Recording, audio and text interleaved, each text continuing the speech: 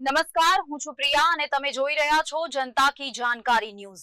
નજર કરીએ આજના સમાચાર ઉપર। સુરેન્દ્રનગરના સેવાભાવી ખેડૂત આગેવાન અને શારદાપીઠના ટ્રસ્ટી મોહનભાઈ પટેલના સહયોગથી તથા સુરેન્દ્રનગર રોટરી ક્લબના સહકારથી શ્રીમદ રાજચંદ્ર મિશન ધરમપુર અને શ્રીમદ રાજચંદ્ર સ્વમંગલ હોસ્પિટલ દ્વારા જિલ્લાના ગ્રામ્ય વિસ્તારોમાં નિઃશુલ્ક નેત્ર તપાસ અને ચશ્મા વિતરણ સેવા ચાલી રહી છે। આ સેવાકીય અભિયાન હેઠળ જિલ્લાના આશરે 40 ગામોમાં 7,000થી વધુ લોકોને નિઃશુલ્ક ચશ્માનું વિતરણ કરવામાં આવ્યું છે, જેની અંદાજિત કિંમત ₹30 લાખ જેટલી થાય છે।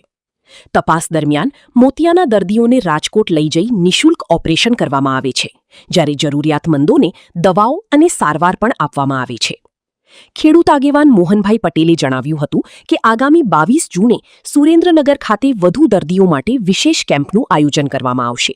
તેમણે આ સમગ્ર સેવાકીય પ્રવૃત્તિમાં જોડાયેલા મેડિકલ સ્ટાફ, સરપંચો અને ગ્રામ આગેવાનોનો આભાર વ્યક્ત કર્યો હતો। ઉલ્લેખનીય છે કે મોહનભાઈ પટેલ વર્ષ 2000થી વિવિધ સેવાકીય કાર્યો સાથે જોડાયેલા છે। તેમના માર્ગદર્શન હેઠળ અત્યાર સુધીમાં 10,000થી વધુ મોતિયાના ઓપરેશન, 17 દીકરીઓના સમૂહ લગ્ન તેમજ હજારો દીકરીઓને આરોગ્યલક્ષી સેવાઓ પૂરી પાડી સમાજ સેવાનું ઉત્તમ ઉદાહરણ પૂરું પાડવામાં આવ્યું છે। મારું નામ મોહનભાઈ પટેલ છે। શારદા વિદ્યાપીઠના ટ્રસ્ટી દ્વારકાના ટ્રસ્ટી છું। આજે સુરેન્દ્રનગર જિલ્લાની અંદર તારીખ 1/5/2026થી જે શ્રીમદ રાજચંદ્ર ધરમપુર મિશન દ્વારા જે સુરેન્દ્રનગર જિલ્લાની અંદર 40 ગામની અંદર ચશ્મા વિતરણ કરવાનું નંબર કાઢી અને ચશ્મા વિતરણ કરવાનું જે આયોજન કરવામાં આવ્યું છે, તેમાં સુરેન્દ્રનગર રોટરી ક્લબ, જિલ્લા પંચાયત દ્વારા શ્રી રાજચંદ્ર સ્વમંગલ હોસ્પિટલ દ્વારા એનિમિયા કે શું કહેવાય ને લોહીના કણ ઓછા હોયની તપાસ કરવાના આયોજનમાં ચશ્મા વિતરણ કરવામાં અને મોતિયાના કેસ હોયને રાજકોટ લઈ જવાનું અમે આયોજન કરેલ છે। અને આજે 35મું ગામ છે।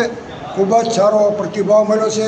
ગ્રામ્ય વિસ્તારની અંદર ખેડૂત પરિવાર ખૂબ રાજી થયા છે અને મેડિકલનો સ્ટાફ છેલ્લા 35 દિવસથી સવારે 9 વાગે આવી જાય, 8:45 અને સાંજે 4 વાગ્યા સુધી ખૂબ જ પ્રયત્નશીલ અને સારું કામ કરી રહ્યા છે। ત્યારે લોકોને ગ્રામ્ય વિસ્તારમાં એવું લાગ્યું કે આવી સંસ્થા સુરેન્દ્રનગર જિલ્લાની અંદર આવું કામ કરી રહી છે, એ ખબર પડી છે।